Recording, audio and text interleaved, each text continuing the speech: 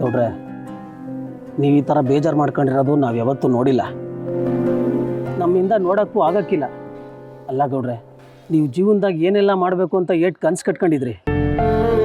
ಇವಾಗ ನೋಡ್ರಿ, ಏನೋ ಆಗಿ ಏನೇನೋ ಆಗೋಗದೆ.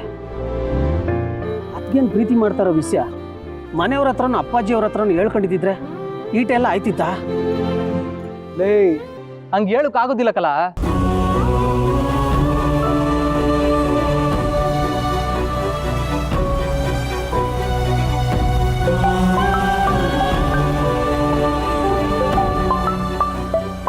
ಅಯ್ಯೋ, ಮೊದಲೆಲ್ಲ ನನ್ನ ಕಮ್ಲಿ ಫೋನ್ ಬರ್ತಿದ್ರೆ ಎಷ್ಟು ಖುಷಿ ಪಡ್ತಿದ್ದೆ. ಆದ್ರೆ ಈಗ ಒಂಥರ ಆಯ್ತೈತೆ ಕಲ. ಮನ್ಸಲ್ಲಿ ಇವ್ರನ್ನ ಮಡಿಕೊಂಡು ಬೇರೆಯವ್ರ ಜೊತೆ ಎಂಗೇಜ್ಮೆಂಟ್ ಮಾಡ್ಕೊಬಿಟ್ಟಿವ್ನಿ. ಇನ್ನು ಮುಂದೆ ಇವ್ರಿಗೆ ನನ್ನ ಮಕ್ಕಳು ಹೆಂಗ್ಲ ತೋರಿಸ್ಲಿ? ಗೌಡ್ರೆ, ಅದೆಲ್ಲ ಆಮ್ಯಾಕೆ ಇರಲಿ, ಮೊದಲು ಫೋನ್ ರಿಸೀವ್ ಮಾಡಿಬಿಟ್ಟು ಏನು ಅಂತ ಕೇಳ್ರಿ.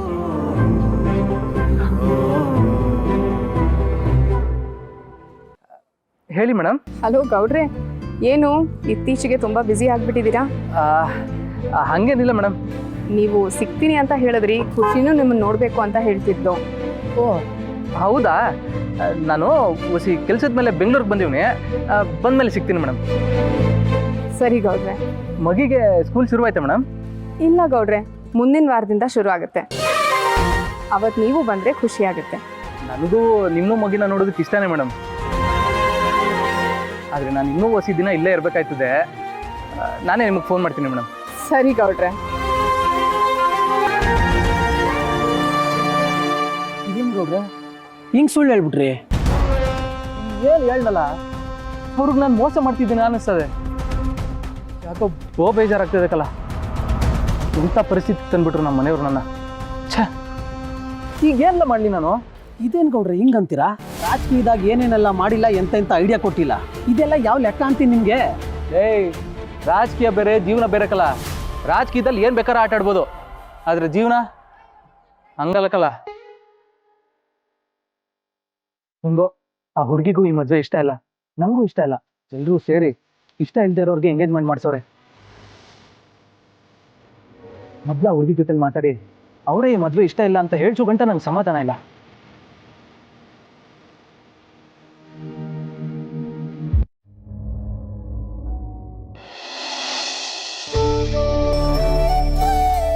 ಲಲಿತಾ, ನಮ್ಮ ವಿಷ್ಣು ಜೊತೆ ತನು ಮದುವೆ ಮಾಡಬೇಕು ಅಂತಿದ್ದೀನಿ ಕಣೆ. ನಿನ್ನ ಅಭಿಪ್ರಾಯ ಏನು? ಇದರಲ್ಲಿ ನನ್ನ ಅಭಿಪ್ರಾಯ ಏನ್ರಿ ಇರುತ್ತೆ? ನಿಮ್ಮ ಒಪ್ಪಿಗೆನೆ ನನಗೂ ಒಪ್ಪಿಗೆ. ನನಗೆ ಗೊತ್ತು ನೀನು ಹೀಗೆ ಹೇಳಿದೆ ಅಂತ. ಆದರೂ ನಿನ್ನ ಮನಸ್ಸಲ್ಲಿ ಏನೋ ಇರುತ್ತಲ್ವಾ? ಹೇಳು ನಿನ್ನ ಅಭಿಪ್ರಾಯ ಏನು ಅಂತ. ನನಗನ್ಸಿದ್ದಿಷ್ಟೇ ರೀ, ಅವರಿಬ್ಬರು ಈಗ ತಾನೇ ಕಾಲೇಜ್ ಮುಗಿಸ್ತಿದ್ದಾರೆ. ನಮ್ಮ ಮಾತು ವಿಶ್ವ ಒಪ್ಕೋತಾನೆ, ಆದರೆ ತನು ಮನಸ್ಸಲ್ಲಿ ಏನಿದೆ ಅಂತ ನಮಗೆ ಗೊತ್ತಿಲ್ವಲ್ಲ. ಅವಳಿಗೆ ಈಗಲೇ ಮದುವೆ ಮಾಡ್ಕೋಬೇಕು ಇಲ್ವೋ ಅನ್ನೋದು ನಮಗೆ ಗೊತ್ತಿಲ್ವಲ್ಲ. ಒಂದು ಮಾತು ಅವಳನ್ನು ಕೇಳಿದರೆ ಸರಿ ಹೋಗ್ತಿತ್ತೇನೋ ಅನ್ನಿಸ್ತಿದೆ. ನೀನು ಹೇಳ್ತಿರೋದು ಸರಿಯಾಗೇ ಇದೆ. ಆದರೆ ಅವಳು ಬಂದಾಗಿಂದ ವಿಶ್ವನ ಜೊತೆ ಓಡಾಡೋದು, ನಡ್ಕೊಳ್ತಾರೋ ರೀತಿ ನೋಡಿದ್ರೆ ಅವಳಿಗೂ ವಿಶ್ವನ ಮೇಲೆ ಇಷ್ಟ ಇದೆ ಅಂತ ಅನಿಸುತ್ತೆ. ಈಗಲೇ ಕರೆದು ಅವಳ ಅಭಿಪ್ರಾಯ ಕೇಳ್ಬಿಡ್ತೀನಿ. ಅಯ್ಯೋ, ಈಗ ಯಾಕೆ? ಬೆಳಿಗ್ಗೆ ಕೇಳೋಣ ಬಿಡಿ. ಇಂಥ ಕೆಲಸ ಎಲ್ಲ ವಿಳಂಬ ಮಾಡಬಾರ್ದು. ಶುಭಶ್ರೀ ಶೀಘ್ರ. ಈಗಲೇ ಕರಿತೀನಿ. ತನು, ತನು ಬಂದೆ ಮಾವ. ಬಾಮ್ಮ ಇಲ್ಲಿ.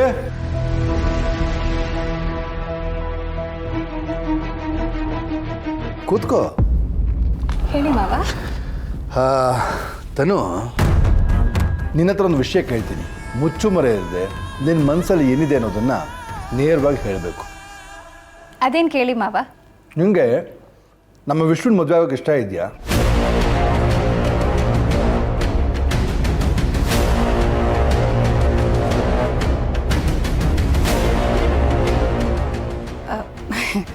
ಮಾವ, ನನಗೂ ವಿಶ್ವಂಗೂ ಮದುವೆನಾ? ತಮಾಷೆ ಮಾಡ್ತಿಲ್ಲ ತಾನೇ? ಇದರಲ್ಲಿ ತಮಾಷೆ ಮಾಡೋದು ಏನಿದೆಯಮ್ಮ? ಸೀರಿಯಸ್ಸಾಗೆ ಮಾತಾಡ್ತಾ ಇದ್ದೀನಿ. ನಮಗೆ ನಿಮ್ಮಿಬ್ಬರಿಗೂ ಮದುವೆ ಮಾಡಬೇಕು ಅಂತ ಅನ್ನಿಸ್ತು, ಕೇಳ್ತಾ ಇದ್ದೀನಿ. ನಿನ್ನ ಮನಸ್ಸಲ್ಲಿ ಏನಿದೆ ಅಂತ ಹೇಳಮ್ಮ. ಮಾವ ನೀವು ಹಿಂಗೆ ಸಡನ್ನಾಗಿ ಕೇಳಿದರೆ ನನಗೆ ಏನು ಹೇಳಬೇಕಂತ ಗೊತ್ತಾಗ್ತಿಲ್ಲ.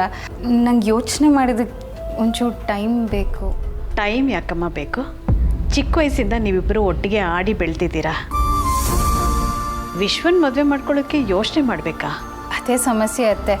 ಚಿಕ್ಕ ವಯಸ್ಸಿಂದ ಒಟ್ಟಿಗೆ ಬೆಳೆದಿರೋದ್ರಿಂದ ನಮ್ಮಿಬ್ಬರ ಮಧ್ಯೆ ಯಾವುದೇ ಥರದ ಫೀಲಿಂಗ್ ಇರಲ್ಲ. ಫೀಲಿಂಗ್ ಬರಬೇಕಂದ್ರೂ ಸ್ವಲ್ಪ ಟೈಮ್ ತೊಗೊಳುತ್ತಲ್ಲ. ನೀನು ಹೇಳ್ತಾ ಇರೋದು ಸರಿಯಾಗಿದೆ ತಾನು. ಆದರೆ ನನ್ನ ಮಗನ ಮದುವೆ ಆಗೋದಕ್ಕೆ ನಿನಗೆ ಇಷ್ಟ ಇದೆಯಾ ಇಲ್ವಾ? ನನಗಿಷ್ಟ ಇದೆ ಮಾವ, ಆದರೆ ಯೋಚನೆ ಮಾಡೋದಕ್ಕೆ ಸ್ವಲ್ಪ ಟೈಮ್ ಬೇಕು. ಆಯ್ತಮ್ಮ, ಯೋಚನೆ ಮಾಡಿ ಹೇಳು, ಆದರೆ ತುಂಬ ಟೈಮ್ ತೊಗೋಬೇಡ. ಅಲ್ಲಿವರೆಗೂ ಅಂದರೆ ನೀನು ಯೋಚನೆ ಮಾಡಿ ಹೇಳೋವರೆಗೂ ವಿಶ್ವನದ ಈ ವಿಷಯ ಹೇಳಬೇಡ. ಸರಿ ಮಾವ. ನೋಡ್ದಿಲ್ಲ ಲಲಿತಾ, 7 ಮನಸ್ಸಲ್ಲೂ ವಿಶ್ವ ಇದ್ದಾನೆ ಅಂತ ಆಯಿತು. ಇನ್ನು ನಿನ್ನ ಮಗನ ಮನಸ್ಸಲ್ಲಿ ಏನಿದೆ ಅಂತ ತಿಳ್ಕೊಬೇಕು ಅಷ್ಟೇ. ಅದನ್ನು ನಾನು ತಿಳ್ಕೊಳ್ತೀನಿ. ಹಾಗಂತ ನೀನು ಜಾಸ್ತಿ ಟೈಮ್ ತೊಗೋಬೇಡ.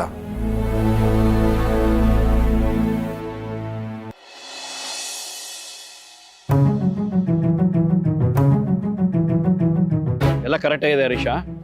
ಥ್ಯಾಂಕ್ ಯು ಅಣ್ಣ. ಅಣ್ಣ ಸಾರಿ, ಸ್ವಲ್ಪ ಲೇಟ್ ಆಗೋಯ್ತು, ಬೇಜಾರು ಮಾಡ್ಕೋಬೇಡಿ. ನೀನು ದುಡ್ಡು ಕೊಡಲಿಲ್ಲ ಅನ್ನೋ ಬೇಜಾರ್ಕಿಂತ ಫೋನ್ ಪಿಕ್ ಮಾಡಲಿಲ್ವಲ್ಲ ಅದಕ್ಕೆ ಬೇಜಾರಾಯಿತು. ಈ ಥರ ಮಾಡಿದ್ರೆ ವ್ಯವಹಾರ ಹೇಗೆ ಮಾಡ್ಬೇಕು ಹೇಳು? ಅದು ಸಾರಿ ಅಣ್ಣ, ಬ್ಯಾಂಕಲ್ಲಿ ವ್ಯವಹಾರ ಮಾಡೋದು ಸ್ವಲ್ಪ ಲೇಟ್ ಆಗೋಯ್ತು. ಅದನ್ನು ಹೇಳಿದ್ರೆ ನಾನೇನೋ ಸಬೂಬ್ ಹೇಳ್ತಾ ಇದ್ದೀನಿ ಅಂತ ನೀವು ಅನ್ಕೋತೀರಾ ಅಂತ ರಿಸೀವ್ ಮಾಡಲಿಲ್ಲ ನಾನು. ಅದೇನೇ ಇರಲಪ್ಪ, ಫೋನ್ ಮಾಡಿದಾಗ ರಿಸೀವ್ ಮಾಡೋದು ಕಲ್ತ್ಕೊಬೇಕು. ಅದೇ ವ್ಯವಹಾರದ ಲಕ್ಷಣ. ವ್ಯವಹಾರದಲ್ಲಿ ನಂಬಿಕೆನೇ ಮುಖ್ಯ. ನೀನು ಇವತ್ತು ದುಡ್ಡು ತಂದು ಕೊಡಲಿಲ್ಲ ಅಂದಿದ್ರೆ ನಾನು ನಿಮ್ಮ ಮನೆ ಹತ್ರನೇ ಬರ್ತಿದ್ದೆ. ಅಯ್ಯೋ ಹಾಗೆಲ್ಲ ಮಾಡಬೇಡಿ ಅಣ್ಣ, ಇವಾಗ ಕೊಟ್ಟಿದ್ದೀನಲ್ಲ, ನೆಕ್ಸ್ಟ್ ಟೈಮು ಆವತ್ತಿಂದ ಅವತ್ತೇ ಕ್ಲಿಯರ್ ಮಾಡಿಬಿಡ್ತೀನಿ. ಅದೆಲ್ಲ ಆಗಲ್ಲಪ್ಪ. ಒಂದಿನ ಸಾರಿ ಮೆಟೀರಿಯಲ್ ಬೇಕು ಅಂದರೆ ಕ್ಯಾಶ್ ಕೊಟ್ಟೆ ತೊಗೊಂಡೋಗ್ಬೇಕು. ಇಲ್ಲ ಅಂದರೆ ನಿನ್ನ ವ್ಯವಹಾರನೇ ಬೇಡ ನನಗೆ. ಈ ಸಲ ಆದಾಗೆ ಮುಂದಿನ ಸಲ ಆಗೋಕೆ ನಾನು ಒಪ್ಪಲ್ಲ. ಯಾಕಂದರೆ ಬಿಸ್ನೆಸ್ಸಲ್ಲಿ ನಂಬಿಕೆನೇ ಮುಖ್ಯ. ನಂಬಿಕೆ ಇಲ್ಲ ಅಂದರೆ ಏನು ಮಾಡೋಕ್ಕಾಗಲ್ಲ. ನಿನಗೆ ಮೆಟೀರಿಯಲ್ ಬೇಕು ಅಂದರೆ ಇನ್ಮೇಲೆ ದುಡ್ಡು ಕೊಟ್ಟು ತೊಗೊಂಡೋಗು. ಇಂಥ ನಂಬಿಕೆಯಿಂದಾನೆ ಇವತ್ತು ನನ್ನ ಸ್ಥಿತಿ ಹೀಗಾಗಿರೋದು. ನಂಬಿ ಕೆಟ್ಟವರಿಲ್ಲ ಅಂತಾರೆ, ಆದರೆ ನನ್ನ ವಿಷಯದಲ್ಲಿ ಅದು ಸುಳ್ಳಾಯಿತು. ಸರಿ ಅಣ್ಣ, ನೆಕ್ಸ್ಟ್ ಟೈಮಿಂದ ಕ್ಯಾಶ್ ಕೊಟ್ಟೆ ತೊಗೊಂಡು ಹೋಗ್ತೀನಿ. ಸರಿನಾ ಪರೀಕ್ಷಾ, ನಾನು ಬರ್ತೀನಿ. ಇಷ್ಟೊಂದು ದುಡ್ಡು ಹೆಂಗಣ ಹೊಂದಿಸ್ದೆ? ಅದು ಏನೋ ಮಾಡಿದೆ ಬಿಡೋ ಮನೋಜ. ನೋಡು, ಈ ವಿಚಾರ ಯಾವುದೇ ಕಾರಣಕ್ಕೂ ಮನೆಯವ್ರಿಗೆ ಗೊತ್ತಾಗಬಾರ್ದು ಕಣ. ಈ ದುಡ್ಡನ್ನು ಸಾಲ ಮಾಡ್ಕೊತಂದೀನೋ, ಬ್ಯಾಂಕ್ ಸಾಲ ಜೊತೆ ಈ ಸಾಲನೂ ಸೇರಿಕೊಂಡಿದೆ. ಮನೆಯವ್ರಿಗೆ ಈ ವಿಚಾರ ಗೊತ್ತಾದರೆ ತುಂಬ ಟೆನ್ಷನ್ ಮಾಡ್ಕೊಂಡ್ಬಿಡ್ತಾರೆ. ನೋಡು, ಈಗ ಆಗಿರೋ ಲಾಸ್ನ ಹೇಗೆ ರಿಕವರ್ ಮಾಡಬೇಕು ಅಂತ ಯೋಚನೆ ಮಾಡೋಣ. ಸರಿ ಅಣ್ಣ, ನೀ ಹೇಳ್ದಂಗೆ ಆಗಲಿ. ಸರಿ ಬಾ ಹೋಗೋಣ.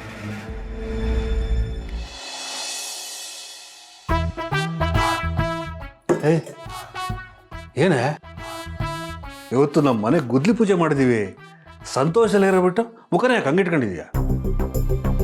ಅದೆಲ್ಲ ಖುಷಿ ಇದೆ ರೀ ನನಗೆ. ನಾವು ರೀತಿ ಸುಳ್ಳು ಹೇಳಬಾರ್ದಾಗಿತ್ತು.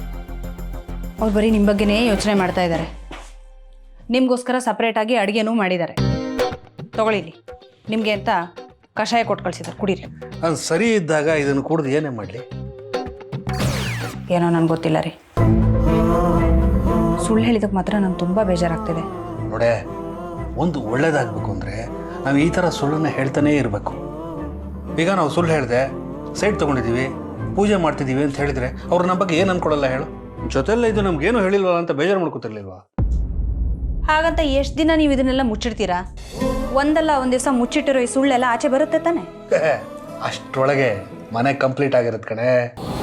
ಆಗ ಏನೋ ಒಂದು ಕಾರಣ ಹೇಳಿ ಇನ್ವಿಟೇಷನ್ ಕೊಟ್ಟು ಎಲ್ಲರನ್ನು ಗೃಹ ಪ್ರವೇಶ ಕರೀತು. ನೀವು ಇದನ್ನೆಲ್ಲ ಮಾಡ್ತಾ ಆಫೀಸು ಕೆಲಸ ಅಂತ ಮನೆಯಿಂದ ಹೊರಗಡೆ ಇದ್ಬಿಡಿ. ಇಡೀ ದಿವಸ ಮನೇಲಿ ಇಲ್ಲಿ ಅತ್ತೆ ಜೊತೆ ಇರೋಳು ನಾನು. ಅತ್ತೆ ನಮ್ಮ ಬಗ್ಗೆ ಕಾಳಜಿ ತೋರಿಸ್ದಾಗ್ಲೆಲ್ಲ ನಾವು ತಪ್ಪು ಮಾಡ್ತಿದ್ದೀವಿ ಅಂತ ಅನಿಸ್ತಾ ಇರುತ್ತೆ. ನೀನು ಹಾಗೆಲ್ಲ ಏನು ಅನ್ಕೋಬೇಡ ಕಣ. ನೀನು ಹಾಗೆಲ್ಲ ಅನ್ಕೊಂಡು ನಾವು ಮನೆ ಕಟ್ತಿರೋ ವಿಷಯನ ಮನೇಲಿ ಹೇಳಿಲ್ಬಿಟ್ಯಾ, ಆಮೇಲೆ ಅವ್ರು ನನ್ನನ್ನು ಕಳ್ಳ ಅಂತ ಅನ್ಕೊಂಡ್ಬಿಡ್ತಾರೆ. ಅಯ್ಯೋ, ಅದೆಲ್ಲ ನಾನು ಏನು ಮಾಡೋದಿಲ್ಲ ರೀ. ಹೇಳಿದ್ದನ್ನೇ ಎಷ್ಟು ಸಲ ಅಂತ ಹೇಳ್ತೀರಾ? ಆದರೂ ಯಾವತ್ತು ಅಂತ ಒಂದು ದಿವಸ ನೋಡಿ ನೀವು ಈ ವಿಚಾರನೆಲ್ಲ ಅತ್ತೆಗೆ ಹೇಳಬೇಕು. ಸದ್ಯಕ್ಕಂತೂ ನಾನು ಏನೂ ಹೇಳಲ್ಲ. ಈಗ ನಾನು ಹೇಗಿದ್ದೀನೋ ಹಾಗೆ ಇರ್ತೀನಿ. ಅವ್ರಿಗೆ ವಿಷಯ ಗೊತ್ತಾದರೆ ಗೊತ್ತಾಗಲಿ. ನೀನು ಅಮ್ಮನ ಬಗ್ಗೆ ಏನೇನೋ ಯೋಚನೆ ಮಾಡಬೇಡ. ನಾನು ಬೆಳಿಗ್ಗೆ ಎದ್ದು ಆರಾಮಾಗಿದ್ದೀನಿ ಅಂದರೆ ಅವ್ರು ಎಲ್ಲದನ್ನು ಮರೆತು ಖುಷಿಯಾಗಿರ್ತಾರೆ. ಅದಕ್ಕೋಸ್ಕರ ನಮ್ಮ ಆಸೆಗಳನ್ನೆಲ್ಲ ಅವ್ರಿಗೆ ಹೇಳ್ಕೊಬೇಕಾ? ನೀನು ಹೀಗೆಲ್ಲ ಆಡ್ತಿರೋದು ನೋಡಿದ್ರೆ ನಿನ್ನ ಹೊಟ್ಟೆಲ್ಲೇ ಸಂಕಟ ಆಗ್ತಿದೆ ಅನ್ಸುತ್ತೆ. ಈ ಕಷಾಯನ ನೀನೇ ಕುಡ್ದು ಬಿದ್ಕೊ ತಗೋ. ಬೇಡ ನನಗೇನು. ಎಲ್ಲ ಅವನು ಊಟ ಮಾಡ್ತಿದ್ದಾನೆ. ಬೇಕರಿ, ಗಂಟೆ 10 ಆಯಿತು. ಬೆಳಿಗ್ಗೆ ಸ್ಕೂಲಿಗೆ ಹೋಗ್ಬೇಕು ತಾನೆ? ಆಯ್ತು. ಹಾಂ.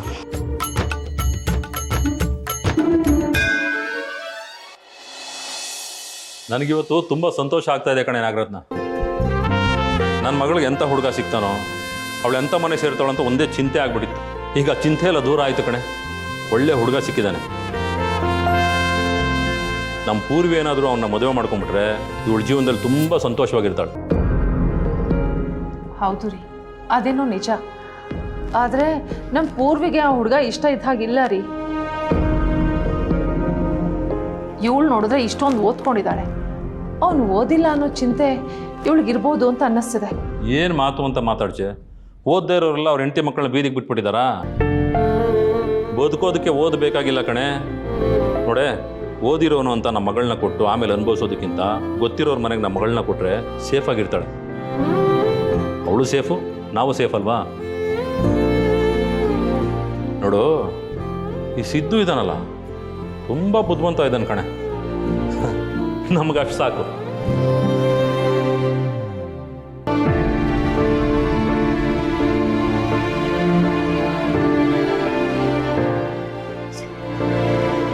ಯಾಕೆ ಹೀಗೆ ಮಾಡ್ತಿದ್ದಾರೆ? ಈ ಮದುವೆ ಇಷ್ಟ ಇಲ್ಲ ಅಂತ ಹೇಳಿದ್ಮೇಲೂ ಇವ್ರಿಗೆ ಯಾಕೆ ಅರ್ಥ ಆಗ್ತಿಲ್ಲ? ಬಲ್ವಂತ ಮಾಡಿ ಏನೋ ಎಂಗೇಜ್ಮೆಂಟ್ ಮಾಡಿಸ್ಬಿಟ್ರು, ಮದ್ವೆನೂ ಹೀಗೆ ಮಾಡಿಸ್ತಾರಾ? ನಾನೇನಾದರೂ ಯೋಚನೆ ಮಾಡಬೇಕು.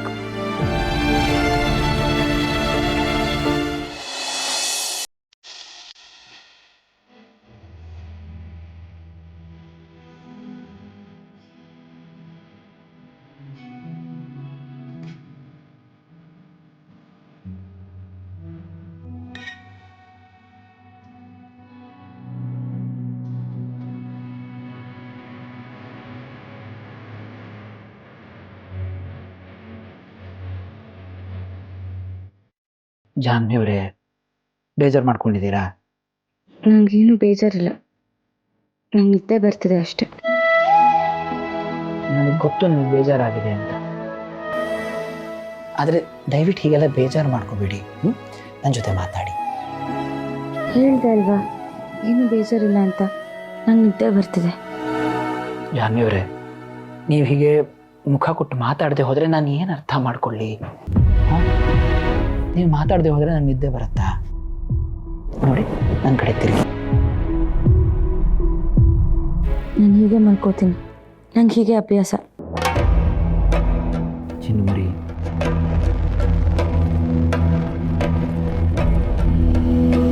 ನಿಮಗೆ ನನಗಿಂತ ನಿಮ್ಮ ಮನೆಯವರೇ ಹೆಚ್ಚಾದ್ರ ಜಾನ್ವಿಯವರೇ? ಹಾಗಾದರೆ ನನ್ನ ಪ್ರೀತಿಗೆ ನಿಮ್ಮಲ್ಲಿ ಜಾಗನೇ ಇಲ್ವಾ?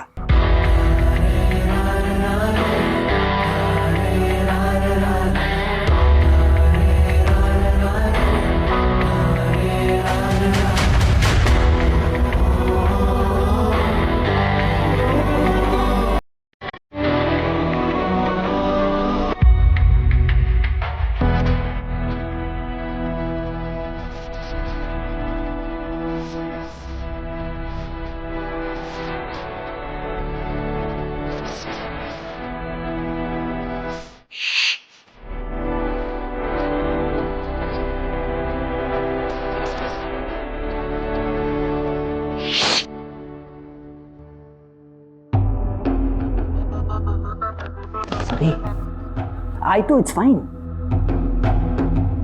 ಹೌದು, ನನ್ನ ಜೊತೆ ನನ್ನ ಚಿನ್ನುಮರಿ ಸರಿಯಾಗಿ ಮಾತಾಡ್ತಾ ಇಲ್ಲ. ಸಂತೋಷನಾ? ಹ್ಯಾಪಿ? ನನ್ನ ಚಿನ್ನುಮರಿ ನನ್ನ ಜೊತೆ ಮಾತಾಡದೆ ಹೋದರೆ ಎಷ್ಟು ಬೇಜಾರಾಗುತ್ತೆ ಅಂತ ನನಗೆ ಗೊತ್ತು. ನಿಮ್ಗೆ ಯಾರಿಗೂ ಗೊತ್ತಿಲ್ಲ ಅಲ್ವಾ? ಯಾರಿಗೂ ಗೊತ್ತಿಲ್ಲ. ನೋಬಿಡಿ ನೋಸ್. ಅವ್ರನ್ನ ನನ್ನವರಾಗಿ ಉಳಿಸ್ಕೋಬೇಕು ಅಂತ ತಾನೇ ಇಷ್ಟೆಲ್ಲ ಮಾಡ್ತಾ ಇರೋದು. ಯಾಕೆ ಅವ್ರಿಗೆ ಅರ್ಥನೇ ಆಗ್ತಾ ಇಲ್ಲ?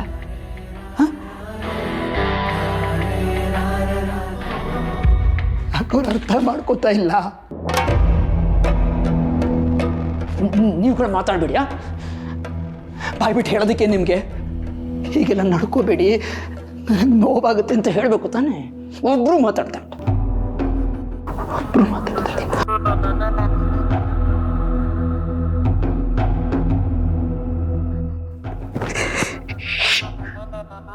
ಮಾತಾಡಬೇಡಿ ನನ್ನ ಜೊತೆ ಅಂತ ಹೇಳಿದ್ನಲ್ಲ. ನಾನು ನಿಮ್ಗೆ ಯಾರ ಮಾತನ್ನು ಕೇಳ್ತಾ ಇಲ್ಲ. ನೋವು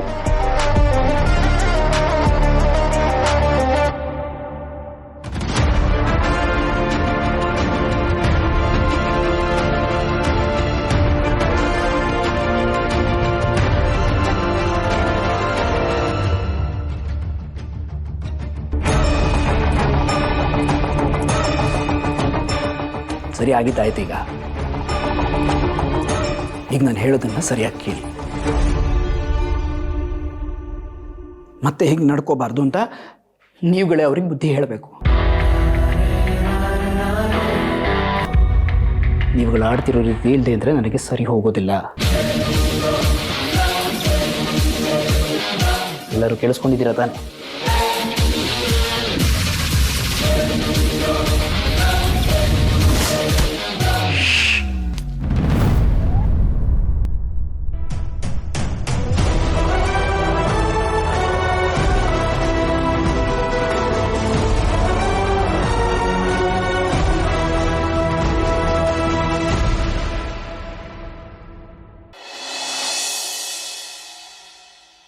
ತಂದೆ ಇರಿ. ನಾಗರತ್ನ ಚೆನ್ನಾಗಿದ್ಯಾ? ಚೆನ್ನಾಗಿದ್ದೀನಿ. ನಮಸ್ಕಾರ. ನಮಸ್ಕಾರ. ಎಲ್ಲಮ್ಮ ಜವರೇಗೌಡ? ಇಲ್ಲೇ ಇದ್ದಾರೆ, ಬಾ ಬನ್ನಿಡ. ಜವರ. ಓಹೋ ಮುನ್ಸಮಿ ಬರಯ್ಯ, ಚೆನ್ನಾಗಿದ್ದೇನೆಯಾ? ಅಮ್ಮ ಚೆನ್ನಾಗಿದ್ದೀರಮ್ಮ? ನಮಸ್ಕಾರ ಕಣವ, ಚೆನ್ನಾಗಿದ್ದೇನವ? ಕೂತ್ಕೊಳ್ಳವ ಹೊರಗಡ. ಬರಲ್ಲ ಕೂತ್ಕೋ. ಜವರೇಗೌಡ, ನಾವು ಅಂದ್ಕೊಂಡಂಗೇನೋ ಎಂಗೇಜ್ಮೆಂಟ್ ಮಾಡಿ ಮುಗಿಸ್ತೀವಿ. ಮದುವೆ ಡೇಟು ಫಿಕ್ಸ್ ಆಯಿತು. ಆದರೆ ಈ ವಿಷಯನ ಜನಗಳಿಗೆ ಹೇಗೆ ತಿಳಿಸೋದು ಅಂತ ಗೊತ್ತಾಗ್ತಾ ಇಲ್ಲ ಕಣಯ್ಯ. ಹೋಗಣ್ಣ ಮುನ್ಸಮಿ, ಈ ವಿಷಯನ ಊರ ಜನಗಳಿಗೆಲ್ಲ ಹೇಳಬೇಕು. ಆದರೆ ನಾವಿಬ್ಬರು ಒಂದಾಗಿರೋ ವಿಷಯನ ಹೇಳಿದ್ರೆ ನಮ್ಮ ಪಕ್ಷದವ್ರು ಹೆಂಗೆ ತಗೋತಾರೆ ಅಂತಲೇ ಗೊತ್ತಿಲ್ಲ ಕಣಯ್ಯ.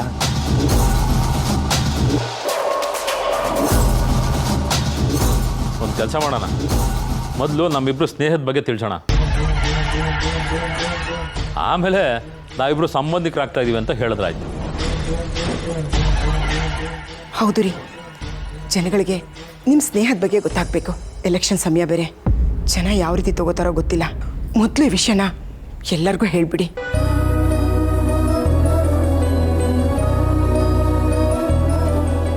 ಹೂಕಣಮ್ಮಿ, ನೀನು ಹೇಳ್ತಾ ಇರೋದು ದಿಟ್ವೆಯ. ಆದರೆ ಈ ವಿಷಯನ ಯಾವ ಟೈಮಲ್ಲಿ ಹೇಳಬೇಕು ಅಂತ ಯೋಚನೆ ಮಾಡ್ತಾ ಇವನಿ.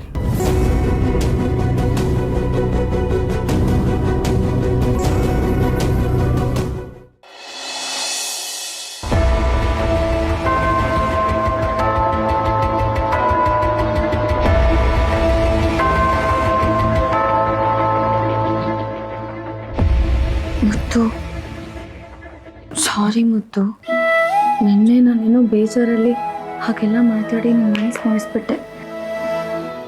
ಸಾರಿ. ಸರಿ ಆಯಿತು. ಅಲ್ಲ, ನಿಮ್ಗಷ್ಟು ಬೇಜಾರಾಗಿದ್ದರೆ ನನಗೊಂದು ಫೋನ್ ಮಾಡೋದಲ್ವಾ ನೀವು? ನನ್ನ ಜೊತೆನೂ ಮಾತಾಡದೇ ಇರೋಷ್ಟು ಬೇಜಾರಾಗೋಗಿತ್ತಾ ನಿಮಗೆ? ಅದೇ ಮತ್ತೆ ಈ ಮನೇಲಿ ನೆಟ್ವರ್ಕ್ ಇದ್ರೆ ತಾನೇ ಮಾತಾಡೋದು. ನೆಟ್ವರ್ಕ್ ಇಲ್ವಾ? ಮತ್ತೆ ನೆಟ್ವರ್ಕ್ ಪ್ರಾಬ್ಲಮ್ ಆಗಿದೆಯಾ? ಮುತ್ತು, ಅದಕ್ಕೆ ನಾನು ಅಷ್ಟು ಬೇಜಾರು ಮಾಡ್ಕೊಂಡಿತ್ತು. ನಮ್ಮ ಮನೇಲಿ ಇತ್ತೀಚೆಗೆ ತುಂಬ ನೆಟ್ವರ್ಕ್ ಪ್ರಾಬ್ಲಮ್ ಆಗ್ತಿದೆ. ಅದೇನಾಗಿದೆ ಅಂತ ವಿಚಾರಿಸಿ ಪ್ಲೀಸ್. ಸರಿ, ನಾನು ಚೆಕ್ ಮಾಡಿಸ್ತೀನಿ. ಆದರೆ ಜಾನ್ವಿ ಅವರೇ, ನೀವು ಮತ್ತೆ ಹೇಗೆ ಬೇಜಾರು ಮಾಡಿಕೊಂಡು ನನ್ನ ಜೊತೆ ಮಾತ್ರ ಬಿಡಬೇಡಿ.